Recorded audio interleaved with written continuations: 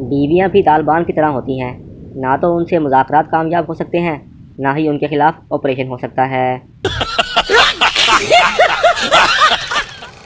छुट्टी वाले दिन इतनी जल्दी आँख खुल जाती है जैसे मैंने सुबह सुबह उठकर कौम से खिताब करना हो।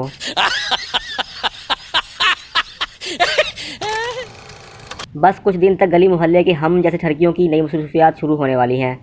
बाजी, आप गुजर जाएं, बकरा कुछ नहीं कहेगा, मैं यहीं खड़ा हूँ।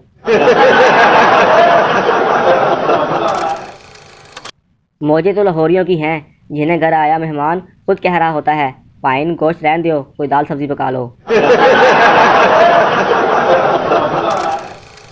औरत, मेरे सर में बहुत दर्द है।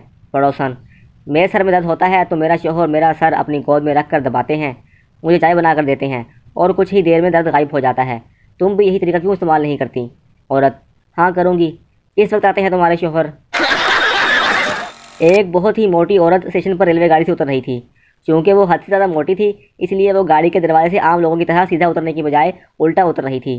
प्लेटफार्म पर खड़े हुए एक शख्स ने यह सोचकर कि शायद ये खातून रेलगाड़ी में सवार होना चाह रही है, सहारा देकर गाड़ी में सवार करा दिया। खुदा के लिए अब तो उतर जाने दो, उस औरत ने बेबसी से इल्तिजा करते हुए कहा। हर स्टेशन पर मेरे साथ यही होता आ रहा है, जहाँ मुझे उतरना था वहाँ से 5 स्टेशन आगे आ चुकी हूँ। मस्त जोक मारा रे। एक औरत ने अपनी सहेली की बहादुरी से मुतासर होते हुए कहा, तुमने वाकई बहादुरी दिखाई कि एक चोर पर यूं पल पड़ी कि वह भाग खड़ा हुआ।